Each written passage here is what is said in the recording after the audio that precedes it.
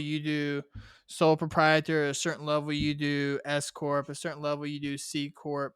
Like, is there certain levels like, hey, that's like a gradual Yeah. step you keep So going, or like for real what's estate for investors, tax wise? almost never would you want to put your rental properties in an S corporation or C corporation. You'd probably almost always be better off just leaving it as a sole proprietorship or partnership, nothing more. Shout out Sean, man. Changing the game through real estate.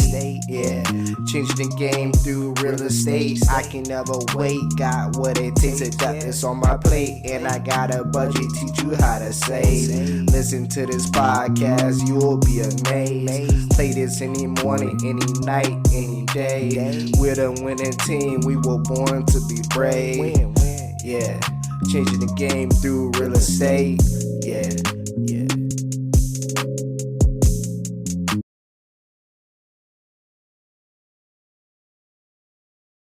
So, welcome to the Changing the Game Through Real Estate podcast. I'm really excited about our guest, Grant Dougherty. He's a real estate tax professional. Can you just kind of tell everyone who, I guess, may or may not know about you, who you are, why, and kind of why you got into Yeah. Well, first taxes? off, thanks for having me on here.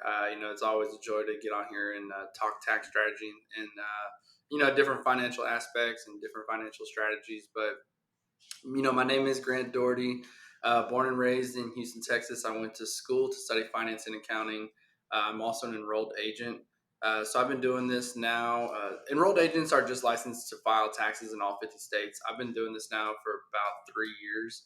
I've been in the industry almost 6 years now, but I've been self-employed now for going on 3 years. So it's been quite a journey. I work with a bunch of small business owners and real estate investors that make less than $1 million a year. That's generally who most of my clientele are. With pretty even split between business owners and real estate investors, and real estate investors, they come in all different shapes and forms. Like some of them are just completely passive. Some of them are very active. Some, do 1031 exchanges. Some of them just utilize all the tax codes. Some just, have a property management company and just have simple passive income. So it's a joy, and it's been quite a journey. I know a lot of people always think about like, hey, I'm gonna hire a CPA. So why would people go to what's the difference between a CPA and like an Yeah, EA? What's the kind of, that's because a you good don't hear question. EAs So that much. CPA is certified public accountant, and EA is enrolled agent. So they are relatively similar. In the tax industry, in the financial industry in general, they carry about the same equal weight, especially in the tax industry, right? They're both licensed in all 50 states. They both had to pass exams to get their license. Now, the CPA exam is a little different than the EA exam. CPA exam is a 4-part test, with one of those tests, maybe like one and a half of those tests, consisting of tax related subjects, whereas the EA is 3 exams, but all three they cover taxes. So I like to look at the CPA as like a river that's a mile wide, but maybe like 10 feet deep. It's not a very deep river. Well, I guess 10 feet could be probably pretty Yeah. deep for some, but the EA is more like maybe 200-foot wide river, but it's 300 feet deep. So it's a lot of information, but not as much information to cover. So, but essentially on the same level, they're both licensed on a federal level. Well, so the EA license is actually administered on a federal level from the IRS, and the CPA is issued at the state. But they have you know they're supposed to have representation in all 50 states if you're a CPA or an EA. Okay. So just to jump right into it, one of the main questions I hear all the time from like clients and other like guests and stuff like that is like most people want to do like the big advantage into real estate is becoming a real estate professional like tax wise. Can you kind of explain like for people who I guess haven't heard in the past like what is when they mean a real estate Yeah, no, professional that's status tax wise? That's a Can you really kind of good topic. explain what that It's means? actually a really strategic option to take if you invest in real estate. So, but let's just back up a little bit. So, real estate rental income by nature is passive. So, One of the cool things about having passive income is not subject to Social Security and Medicare tax. So, if you're just very passive rental income investor, then that income is all passive income. And the losses that you can generate from different things like depreciation, bonus depreciation, whatever the case may be, if you generate a loss from that property, it's a passive loss. And passive losses can only offset passive income. So, there are advantages to having just simple passive income, but like you said, there's real estate professional status, and there are tax incentives for qualifying as a real estate professional status. And one of those is that in the event that you have someone with like earned income, W-2 income, they're working, that is active income. And as I said before, passive losses can only offset passive income. They can't offset active income. Well, let's just take a situation where maybe you have a spouse. You have two spouses. One is a lawyer. They work a W-2 job and they make, let's just say $1 million or something like that. That $1 million is all active income. And let's just say they also invest in some real estate. If they just leave it as is, they don't really do a whole lot, that income is going to all be passive. However, if the other spouse qualifies as a real estate professional, they can actually turn the income from passive to active. So if they generate any losses from the property, it can now transfer over and offset the W-2 income. So it can be very strategic for some, high earning individuals. Now, to be a real estate professional, it's not easy. You have to work in a real property trade or business for 750 hours in a year. Well, there's two tests. You have to meet the 750-hour test, and then more than half of all the personal services that you render must be in a real property trade or business. So if you have like a W-2 job and you spend, I don't know, let's just say 1,000 hours a year working at that job, you have to spend 1,001 other hours outside of that W-2 job working on real estate just to even potentially qualify as a real estate professional.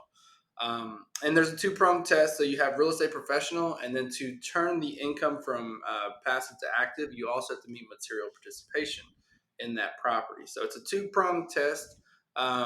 It doesn't work for everyone. It is a lot of work, but it can be a very powerful strategy, if implemented correctly. So I guess like real estate agents, property managers, like stuff like that. That would be pretty easily to prove that okay, this is if that's all Yeah, you do, it's pretty easy to prove that way. So let's say if someone has like a W-2 and they have a side business and stuff like that. Stuff like I know that's extremely hard to claim that real estate professional status, but if they're like I guess trying to, what is like the like systems do you have to create like a journal and time log everything like because I know the tax is yeah. like you're guilty till proven innocent, Yeah, so no, how no, do you you have a kind of good point. So do the that? tax system is set up to where, if anyone ever reaches out to you, the burden of proof is on you. So you have to essentially prove whatever it is that you are putting on your tax return.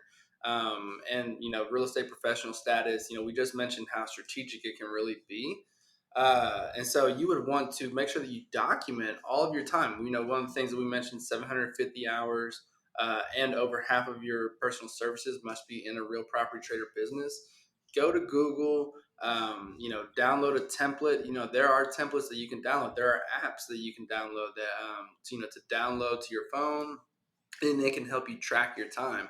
The templates are cool. That can be physical, documentation that you can keep. But having it on a phone, having something on the cloud is probably going to be way better because it can transfer from computer to computer in the event that you drop one and it breaks or something like that. But you want to have something to track your time, and so in the event that you're ever audited, you can just boom present them the information, and they can go about analyzing that and either accepting it or rejecting it.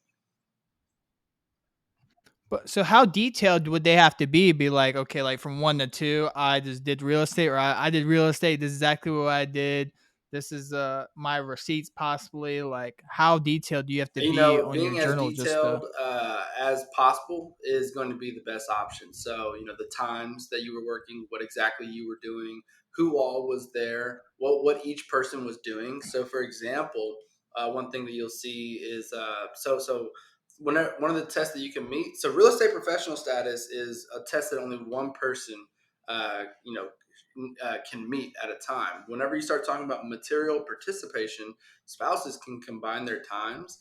So that can be, that's a big benefit. But at times where it can kind of be a little sketchy is like, okay, let's just say we go to, I don't know, we have to run up to Home Depot to go grab some nails for the, a new toilet or something like that. The time that is spent, if y'all both go up to Home Depot, you both can't count the time because essentially it's the same thing. So only one of y'all can count the time. So like Yeah. that would be like, one of the like, intricacies is, making sure that you document everyone who is there and what each person is doing to make sure that you're not overlapping times. So can you combine, let's say you both work W-2s, right? And then let's say one person is a real estate agent and investor on the side, and the other one's like manages like the rental properties or something like that. Can they like combine the time and So kind of they can use that, combine or time like for material not participation. really? They can't combine time for like real estate professional status. That would be something completely different. Now, if you have one spouse that meets real estate professional status, so the way how I like to look at it is um, time that you spend doing real estate professional status doesn't always count as material participation, but almost always time that you spend doing material participation almost always counts as real estate professional status. So as long as you separate out the two different hours, you can combine hours for material participation. You cannot combine hours for real estate professional status. I got you. I know. I've heard from a couple of CPAs and for people who have W-2 jobs, it's smart to get into like short term rentals, Airbnbs, because there's a lot of tax advantages and kind of loopholes that Yeah, kind of I mean, let's helps talk about it. um So first W-2 off, people. I'm gonna go on the record and say I can't stand Airbnbs. Anywhere I go, I'm gonna get a hotel 100% of the time. I've had too many bad experiences with Airbnbs. Now, uh, You should stay at mine, there and we go. There we'll we help change go. your perspective. But yes, there are a lot of tax incentives for investing in Airbnbs, and so just make sure you're a good, homeowner, a landlord, or whatever, and it'll work out good. But essentially, yeah, getting back to like the tax incentives of it. So um, Airbnbs are considered short term, or there's a loophole out there. It's called the short term rental loophole, and essentially, if your average tenant stays 7 days or less, then you have a short term rental. And short term rentals, according to the IRS, are not considered rental activities. As weird as it sounds, that's just one of their rules. And so, if it's not a rental activity, one of the caveats that you no longer have to meet to change the income from passive to active is you don't have to meet real estate professional status. If it's not a rental activity, you don't have to meet reps. Um, so, in order to change the income from passive to active, all you would have to meet is material participation.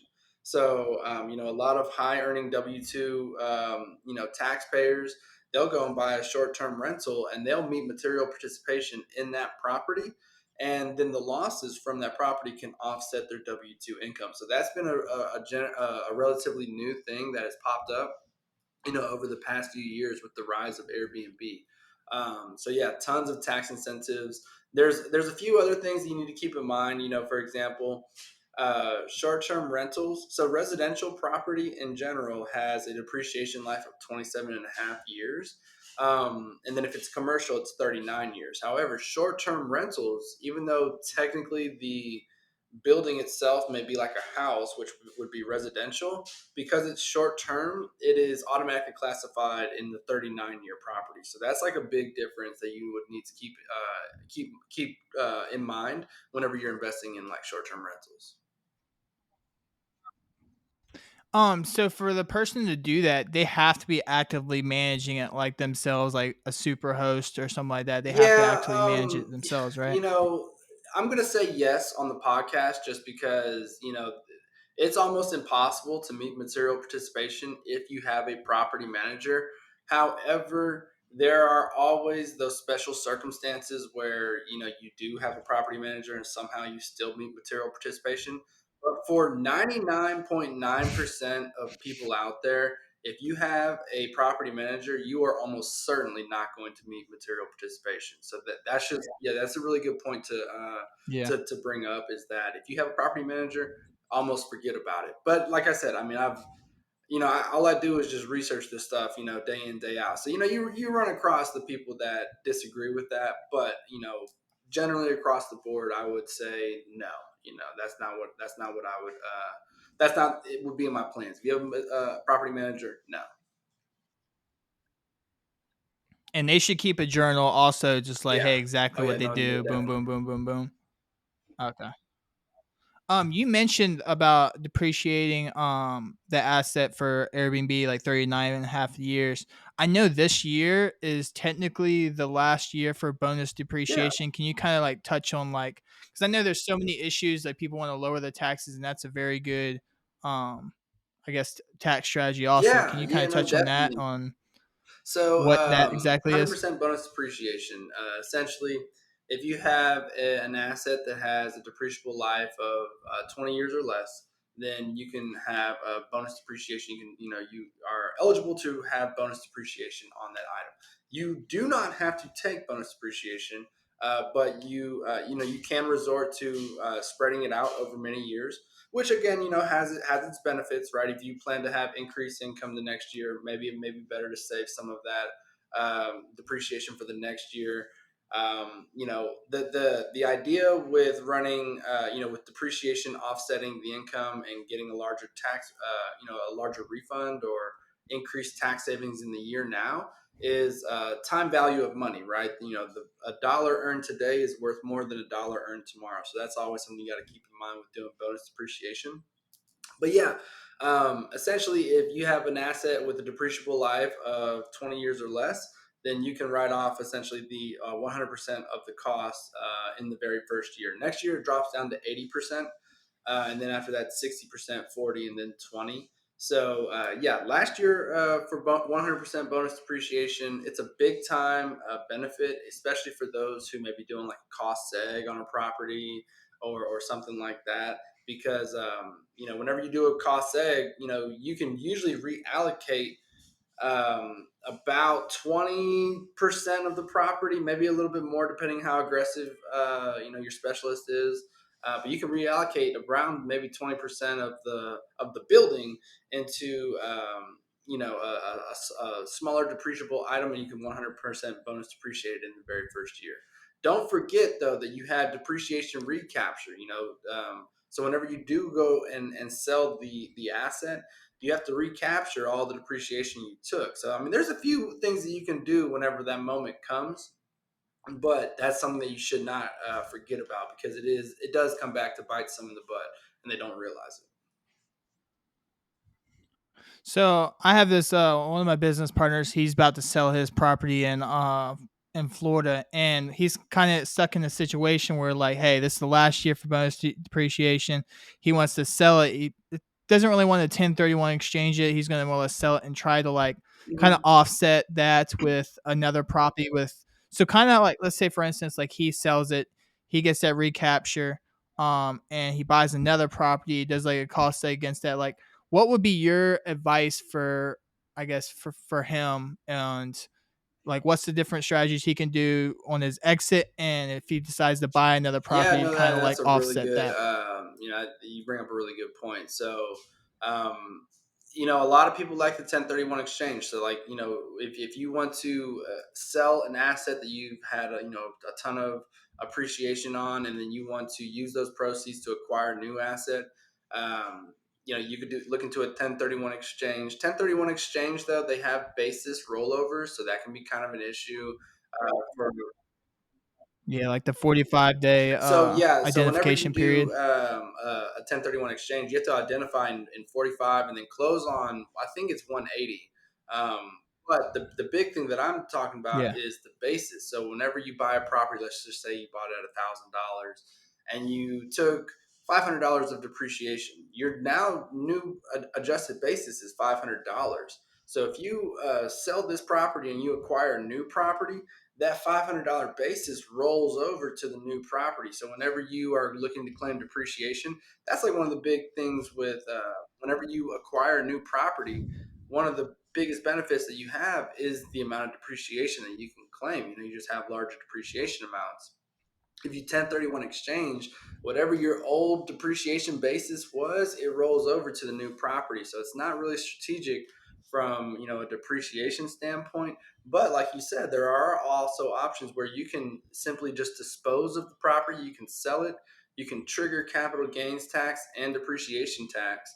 And then if you use those proceeds to acquire a new property, you can run a cost seg on those properties, and the losses that you would generate would offset your depreciation recapture tax and your capital gains tax. So that's another option that you could look into. And also, not to mention, when you acquire the new property, you have that increased basis, so you get a nice little deduction. Now, of course, you create the same scenario where, like, okay, now I have a new property with more depreciation that I'm kind of kicking down the road. So you have to constantly be evolving your your strategy.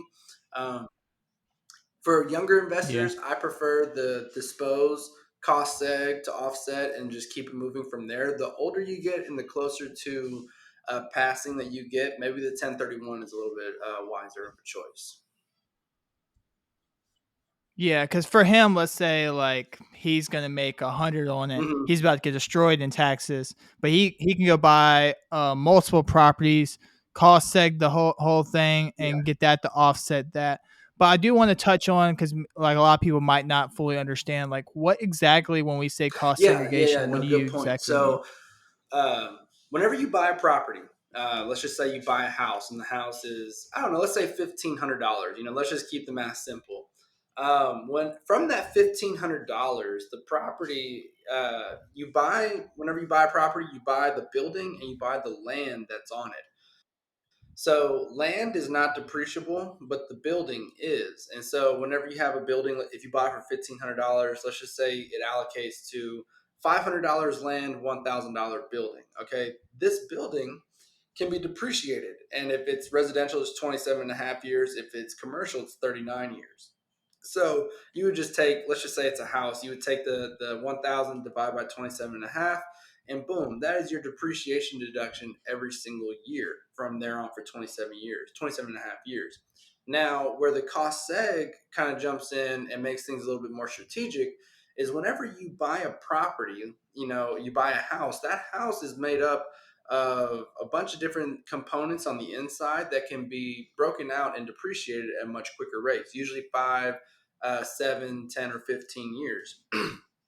Things like your oven, things like your microwave, things like your sidewalk, your patio, your fences, different things like that make up the overall property. Even a swimming pool. If you buy a house with a swimming pools are considered a land improvement and are not part of the actual house. So you can 100% bonus depreciate a swimming pool if you ever acquire a property with that. And so that's what essentially what the cost seg does is that, okay, you have this $1,000 valued building, but let's say $200 of it is made up of sidewalks and patios and swimming pools.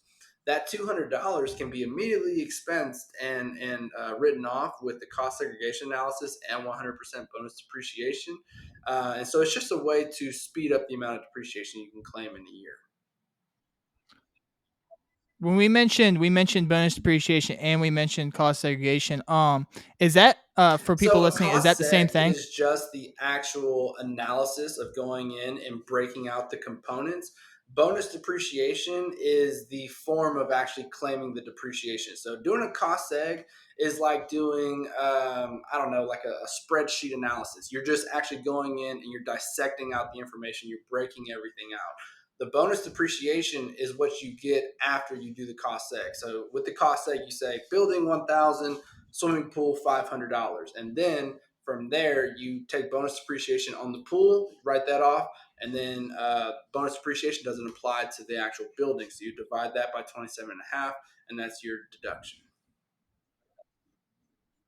I gotcha. So I was having this conversation this morning at CrossFit Krypton about like, so there's this investor, he was buying this house, fixing up, and he was like house hacking, like, but I guess Mhm. house hacking his rooms out.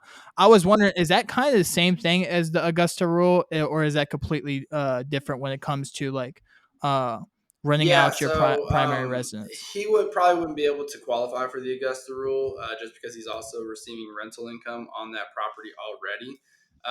But yeah, no. So the Augusta rule is essentially where if you have your primary residence and you rent it out, you can rent it out for 14 days or less and receive the income tax free. This is a really good strategy. So first off, it has to be your personal home. It can't be like a secondary home or anything like that. So you run a high risk with renting out your own personal home. People can come into your very private living quarters. Okay, so that's like one of the risks. Another one of the risks is you don't get to write off any of the expenses incurred with getting the property set up. So if you have to hire a cleaning crew to come in and clean everything up, you don't get to write that off. But all of the income that you receive will be tax free. So this stuff, you see this stuff work really well whenever you have like when the Olympics comes to town, that'll be big. Whenever you have the Super Bowl come to town, or maybe if you have a World Series come to town, that's when strategies like this are really big. There's some people that they have multi-million-dollar homes and they rent out these homes to these for these big corporate executive parties and different things like that. So that's where it generally makes sense to do the Augusta rule. Whenever you do a house hack, that wouldn't qualify, unfortunately. And it's probably self-explanatory, but you can't rent your own personal residence out to So your own business, can you? you can. A few things to keep in mind. If you have just like a single member LLC, you probably couldn't do it. You would need to be taxed as like a C corporation or an S corporation or something like that. And the thing that I would tell a business owner if they were looking to do this is make sure that the expense is ordinary and necessary for your business to incur. If the sole reason for doing it was to avoid taxes, you didn't even really need a meeting, but you just decided to have one anyway. Like if you don't have any employees, you can kind of see how the IRS would probably look at that like, okay, this just seems like a scheme to not pay any taxes. You didn't really need a meeting. Now, if you are, and if you are a business owner and you have multiple employees and you host a meeting at your home, then that changes things a little bit, right? If you're an S corp owner, you have employees, you're actually hosting, quarterly meetings or year end meetings, whatever the case may be. That's a little different, and it actually makes a little bit more sense to do something like that. So it depends. It depends, but yes, in short, the answer is yes. It is available for business owners. So what about for like real estate agents? Because they have all like they try to throw client events all the time. So could they do like a client event technically at their house and rent So, it to themselves? here's the thing about that. So remember, first it would have to be an S corp or a C corp. So you wouldn't want put your rental Yeah. income or your rental properties in one of those tax entities anyway. I would probably say no. That's just where I'm leaning towards, unless you could actually show legit, a business reason for having the meeting. Okay, so in that situation, probably not so much, but maybe in the event that you have an S corp and you have all of your employees there, and you bring in some other potential partners for business, then yeah, now we're starting to come up with a legit reason for having this meeting. So it really all depends, because you got to remember entertainment expenses are no longer deductible, in the tax code. So you don't want an IRS agent to come in and look at it and say, is this business or is this entertainment? Because if they reclassify it as entertainment, then they're just going to throw out the deduction.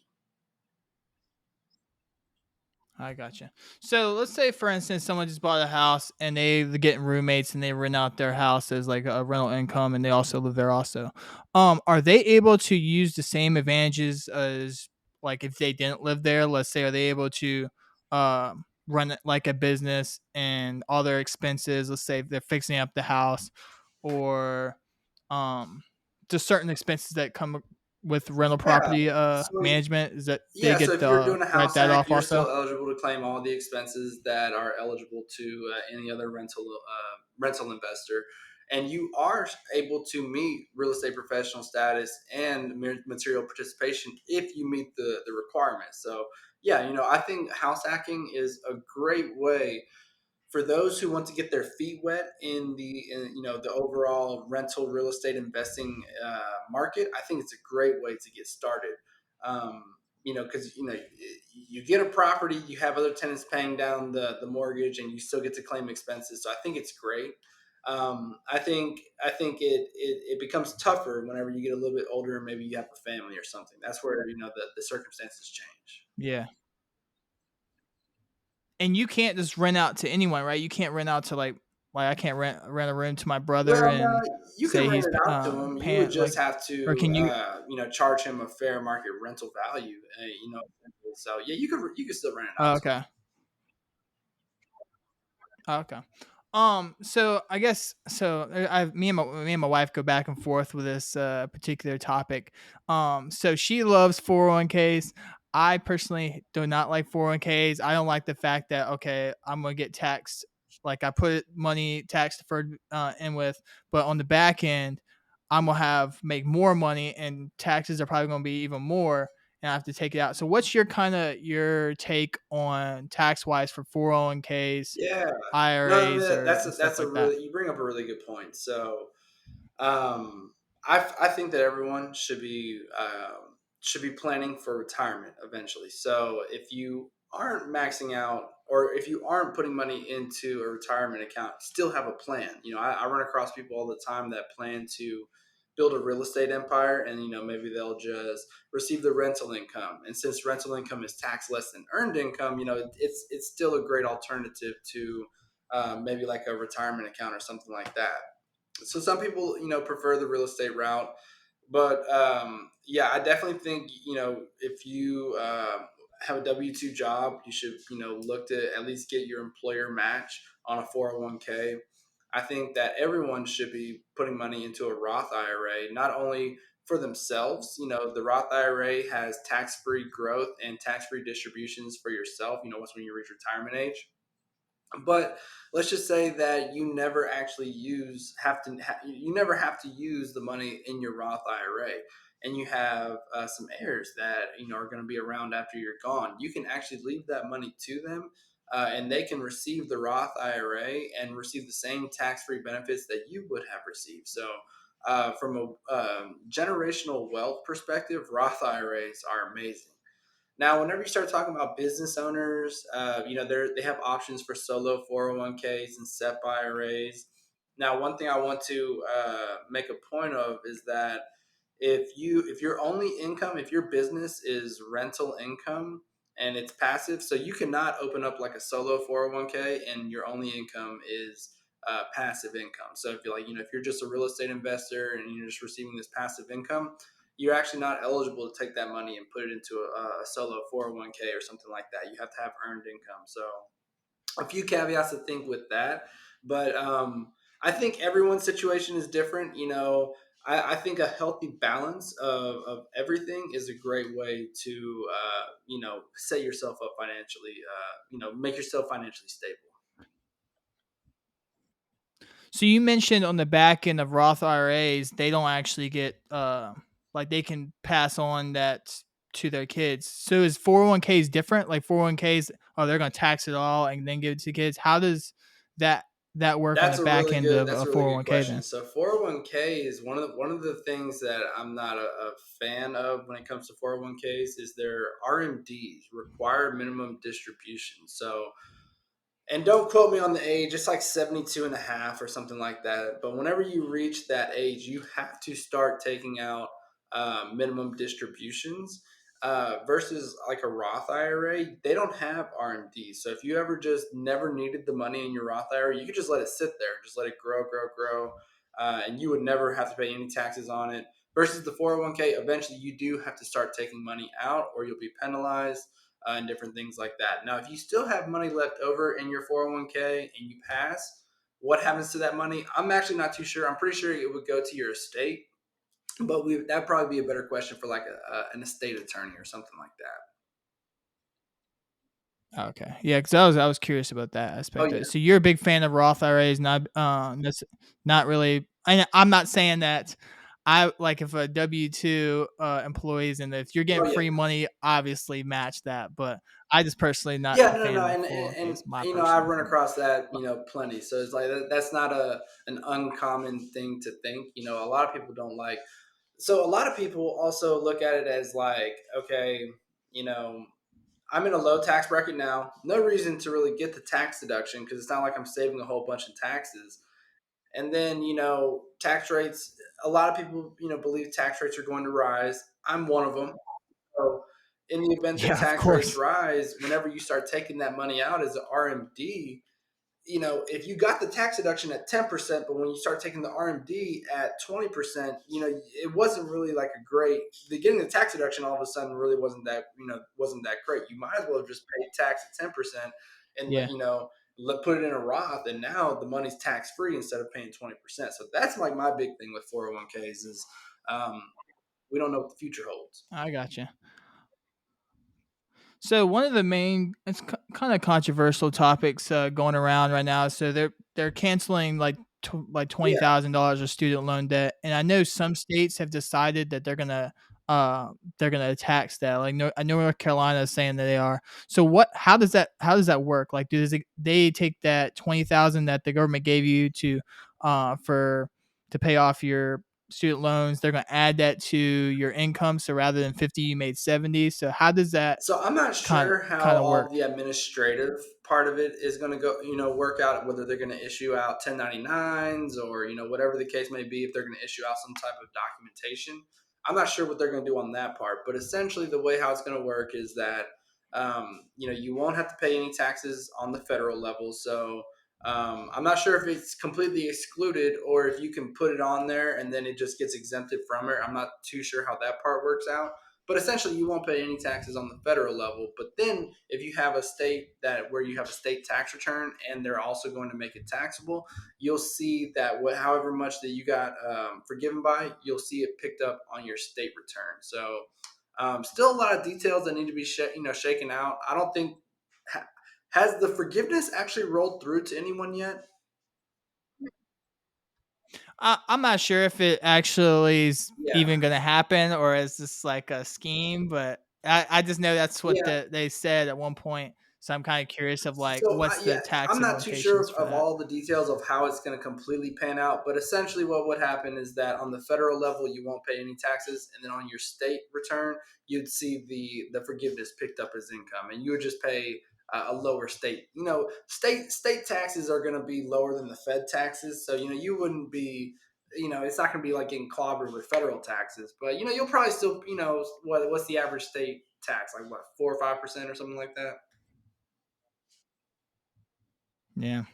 But my personal opinion is it doesn't solve any of the problems that are actually going on because Oh people yeah. still are going out and getting student loan debt. So I was like, it's You just know, like a round and robin. So I don't know. I'm not to go too far But off into controversial topics, but whenever you have people who have something to gain from what's going on, if I can make more money from their stupidity, not that I'm like this, but why would I not continue to capitalize on it? So I think unless that issue is addressed, we'll continue to see these types of problems play out. So there's no telling what's going to happen.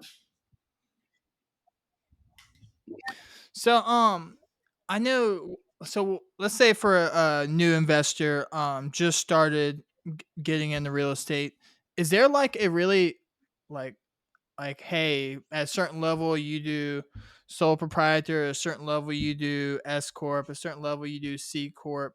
Like, is there certain levels like hey, that's like a gradual Yeah. step you keep So going, or like for real what's estate for investors, tax wise? almost never would you want to put your rental properties in an S corporation or C corporation. You probably almost always be better off just leaving it as a sole proprietorship or partnership, nothing more. Now, it may make sense if you have like a hotel, like if your business is run more like a hotel, then it may make sense to be taxed as like an S corp. Or if you're doing like fix and flips, then it may make sense to be taxed as an S corp. But if you're just doing like passive rental income, you'll just want to leave it as a single member LLC or even a multi-member LLC. The reason being is there's so many hidden taxable events that come along with having an S corporation or even a C corporation.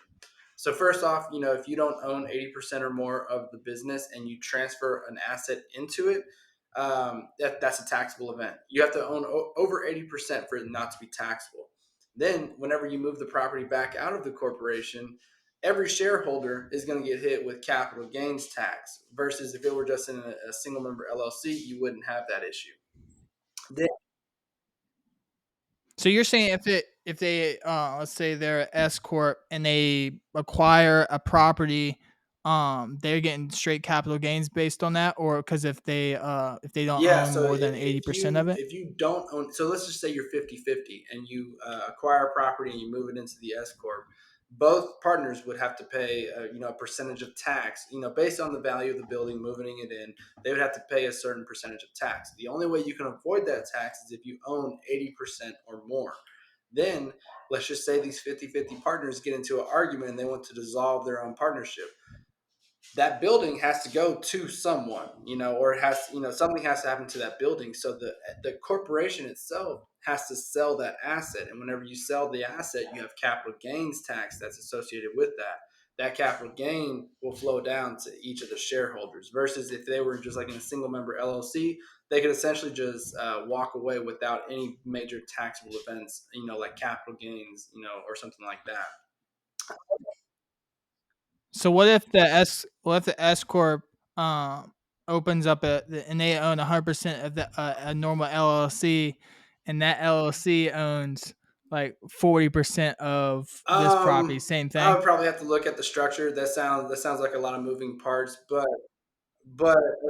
probably more than likely yes. So another issue whenever you're dealing with S corps is also you have officer compensation. So officer compensation is your W-2 salary, which is subject to both Social Security, Medicare, and federal income taxes. But Yeah. passive income, your rental income is passive, and so the passive income is not subject to those taxes anyway. So you're going to have this S corp where you have to pay yourself a salary that's subject to more taxes. You're paying more money to have a corporation return completed for you versus you could have just left it in an LLC. You wouldn't have had to pay yourself a salary. The fees for just filing the tax return are a lot smaller. Not to mention you have to get on payroll. Payroll has additional costs. So And they make you take a salary, don't they? They said you got to pay yourself exactly. like a If it were me, reasonable. I would keep my real estate as far away from S corporations as far as possible. And C I corporations, got you. What you're saying. too. C corporations may be a little different, and you may run across some tax lawyers where they have a ton of different properties, and maybe they're like under like a C corp in some type of way that's structured a certain type of way. I don't really know too much about that, but as a general rule of thumb, don't put your properties into a corporation. Oh, interesting. So what even that works even with real estate, like let's say for instance they're like a real estate agent and they have an S corp, they should just own Yeah. their real Oh estate yeah. in No, something definitely. completely different. Okay. I got you. Hmm. Yeah. No. No. No, I definitely. did Yeah. not know that. It's a. That's what I think is a message that I think could get out to a lot of real estate investors is no S corps. Business income is really all you need for. I'm not gonna say it's all you need, but you definitely don't want passive income like rental income or anything like that, and then have it put into an S corporation. Definitely not a good mix. Because I was told one time, like Mhm. just for like a business aspect, like you shouldn't even think about a S corp unless you're Yeah, making net yeah, seventy no, that thousand. and that has a lot of Uh, validity to it as well. So, and I'm about to really go off and hit you with some stuff here, but yeah. So essentially, it wouldn't make sense for a business owner to be taxed as an S corporation unless they were making enough income for the tax benefit to outweigh the additional costs that they would incur. You usually see that around like 70, 75, maybe even like 65K, depending on like the area that you're in and things like that. But like I said, the area that you're in is that's a major factor to consider. So, take for example Tennessee. The state of Tennessee is not exactly a great place to have an S corporation, and why is that? Because S corps, business profit in an S corp is not subject to that additional leg of Social Security and Medicare tax. You're only subject to one layer of tax. Well, in the state of Tennessee, if you receive any income that is not subject to Social Security and Medicare tax, you get hit with an additional excise tax of it's like 6.5% or something like that.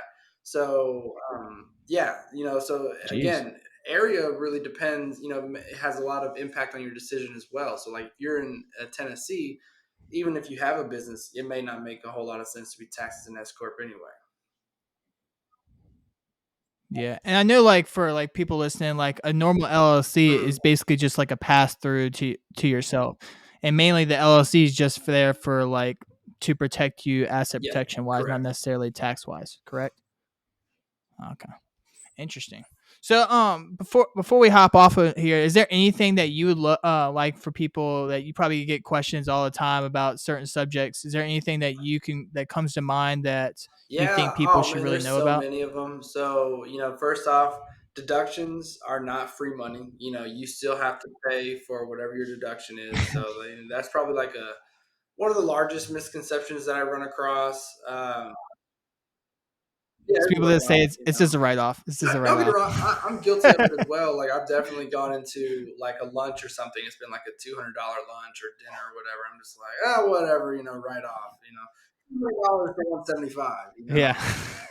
But Uh, hey, I'd rather spend it on that than just give the government money. So that's oh yeah, no, and my don't get me reasoning wrong. That for it. is a very valid point. So one of the things that I really like, so if you filed an extension for your 2021 taxes, that they are due on October 15th of well, it's going to be October 17th this year of 2022. And one of the coolest things about it is that if you have a business and you have like a solo 401k, you can still put money into your account right now. And lower your 2021 taxes, and it's almost 2023. So never underestimate the power of Yeah. just having like a ace in the hole for like a deduction or something like that. And I like to look at solo 401ks as like my ace in the hole. So 2021 is now nearly 10 months behind us, and I'm still able to reduce my 2021 Yeah. taxes by putting money into that account. So Huh. I gotcha. So I guess one of the since we just mentioned write offs for like for food and all that stuff, wasn't because of Corona they made it where like restaurant stuff like that was became yeah, like that ends 100% this year deductible. actually. So Is it like zero now or is it 50%. go like Yeah. 50-50 So or like the original rule is okay. business meals are 50% deduction, and then And that's after this year or this this year year's the you can last still year that do you can that? do this. Next year is 50% flat. Uh, So currently, right now, it's still 50% for meals, but if you go to a restaurant, it becomes 100% deductible. And yeah, so don't you have to pay for you and someone else's meal, or you have to pay for someone else's meal. If you go in and only buy your meal, I would say no, that wouldn't be counted as a business meal. That would, be a personal meal. So you think about purchasing a meal for like an entire group or something like that. Okay, so like even if you're going to like business with like a investor client or anything like that, you have to pay for their meal just to write off. You Yeah, no, can't like write you off you can't just write off your yourself. meal, and it's funny because I've actually been asked, well, what if they pay for my meal and I pay for their meal? So does that make it deductible? And I don't even know, man. I feel like at the end of the day, something like that would be, one or two meals would be so minuscule that it really wouldn't, move the needle one way or the other. But I certainly wouldn't make a habit of doing something like that, right? So because in the event something like Yeah, that ever got looked at, it probably wouldn't pass the sniff test, in my opinion. But like I said, you do it once or interesting. twice. That's not enough to really just move the needle. Like you'll probably owe an additional $20 in taxes or something like that. So, Gotcha. So right now, like I know they're building out the yeah, IRS army. So what does like a day like say you get when someone gets audited, how does it look like? They just like knock on your door. They all have usually their they're gonna reach out. what's it called? Yeah, usually they'll reach out to you by Windbreakers. like mail, or something like that first. They'll try to resolve the issue, because you got to remember the IRS is still, even though they're in the business of making money, they're also in the business of trying to cut down costs. So if they can just send you a letter and they can resolve the issue by letter, that's the route that they'll go first. Now, if things can't get resolved, now unless you're talking about something very, very serious, like something that I've never actually run across, then maybe yeah, they'll probably show up at your door completely unannounced and surprise you that way. But usually they're going to reach out to you by mail. You'll probably even have like a phone call with someone. They may call you. They'll reach out to you by mail first. They're not going to really call you that much. Only if you've received letters and like they haven't heard from you, or maybe you've been in contact with them. Then maybe you can get a call from the IRS. But usually you're going to get like mail, and then event, you'll be notified if they're going to come out and do like a field audit. So you'll be notified of a few things. It's not just going to come out and hit you all at once, just super randomly.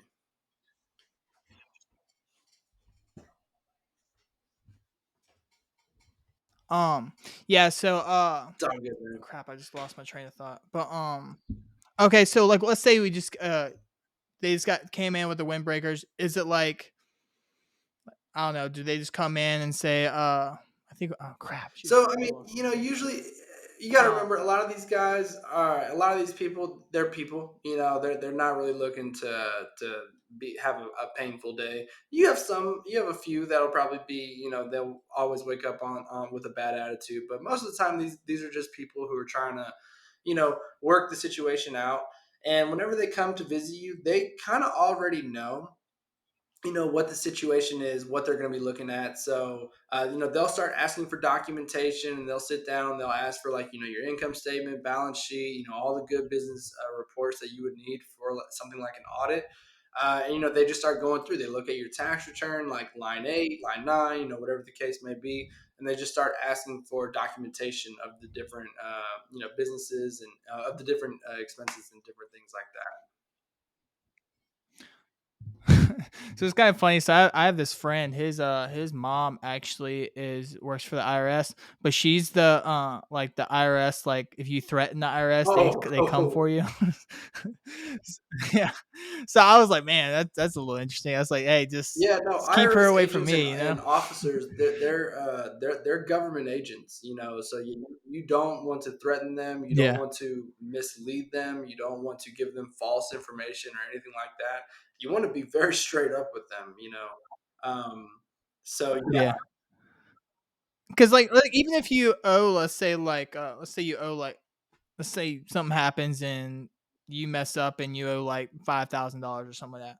Are they just gonna like put you in a straitjacket and no, no, no. take you So away? Like, so do they? the IRS, they know that it would be better for them to collect the money than to do something to you, make you go to jail, cause distrust in the community. They would much rather just have you pay the bill, and if you can't pay the full 5,000, we'd much rather just come to an agreement that you can probably pay us $1,500 instead of the full 5,000. We'll just forgive you because it's, I can't remember the exact verbiage, but they want to provide I can't remember the exact verbiage, but they don't want to cause any economic distress on taxpayers. So, if you, That's a big misconception of what everyone else says about the IRS. I think like leather jackets grab you out of the house or something like that, or say like, "Hey, you owe this money, or you're going to jail," or even not even give you the opportunity to pay. That's my I perception think of I it, but think I've one of never the been one of their audited. big, so So here's the thing: if you get audited and they find that you're committing fraudulent activities, they're not going to have like any type of leniency towards you. Now, do they understand that people make mistakes? Yeah, of course. And if it's 3 years ago and they're asking for receipts to validate a deduction and you can't find them, it's really on the discretion of the auditor. They may throw it out, they may not. I mean, these are people, like they definitely understand that things happen, but it would be better for the IRS, on a larger picture, for them to just come to an agreement and collect the money than it is for them to cause further distrust in like the community. So they're supposed to be creating a tax system that's fair and equal for all. But I think one of their biggest issues is they have terrible communication amongst themselves, internal communication with the IRS. to me is just so, you could be dealing. Yeah, Well, they got the well, you numbers could be now, dealing so with one person from one department, and they haven't communicated at all with someone else. So you could be communicating with two different people that have two different messages, and they're just telling you two different things. That's like an issue that I run across quite often. I just hear these stories of like the IRS comes and like the business owner turns like the AC all the way up and like tries to freeze them or like turns the heat off. I always hear those well, Oh, not directly, but I I haven't always dealt hear with anything of like stories that. like that. But then again, I haven't been in the industry long enough to probably deal with something like that. So Yeah, but actually, do you have any like piece of advice for someone just starting out, let's say in real estate for tax wise? Do you have any like piece of advice for them, yeah, so I like would a say direction, make a like smart financial move before you go for the tax portion of everything, right? So you want to make sure that you have a good, solid, cash flowing property versus something that you got just for the one time tax incentive. Because the idea is that this is going to cash flow for you for several years, down the line. So go for the financial move. Don't always go for the tax move. Taxes is just a benefit on top of your financial move. and do you think everyone should get like a real tax professional to help them on their tax planning, or do you just like, Yeah, hey, there's a point where if you have rental this makes properties, sense? Or almost guarantee you get with a tax professional. If you have a business, I would almost say, yeah, you need to get with a tax professional. If you just have like a W-2 job and maybe like a few stocks and bonds, maybe something like that, you may be okay. But yeah, if you have a business, if you have real estate, if you have anything outside of the norm, definitely get with a tax professional. gotcha, gotcha. Okay. Well, I really appreciate you coming on here. I've learned a lot, and I'm glad like my fears have been a little settled because that was always my fear, like the IRS, Yeah. like because no one's perfect, and I think Warren Buffett has the saying it's like if the cop follows anyone for a long Oh, enough amount of time, you're gonna find and something that's wrong. that's So usually almost guaranteed how it is. Is like if you want to find something wrong, you will find something wrong. But um, there's a thing with like good stance with the IRS. If you're constantly making your payments, you're that's the thing that I see a lot with people who owe like $100,000 in back taxes. If they're up to date on their current payments, then they're a little bit more lenient on the fact that you owe $100,000, and they'll just they'll take it easy on you. Take it easier, I'll say. yeah, yeah, I feel like people are trying to like hide money from the IRS. I don't think you can do that anymore because I think what the banks I think it's like $3,000 any Oh wire yeah, the banks I can't remember have the to exact. report to it, and then like I think Yeah, cash is like 10 or something like so. You're not gonna get away with it, so yeah, might as well just yeah. be You might as well transparent with it. learn, So what you can do to pay the least amount in taxes as you can, and then just be truthful from there. I wouldn't try anything, too sketchy. and there's so many like the more you learn about taxes, there's so many like tax incentives and Oh ways yeah, to legally not pay taxes oh rather yeah. than No, trying no, to do definitely. it illegally. So, but again, I appreciate you coming on the show, and I've learned a lot, and I know a lot of Heck people yeah, have received heck a yeah, lot of man. No, value from it. thanks So I again for appreciate having it. me on here. I truly enjoyed it.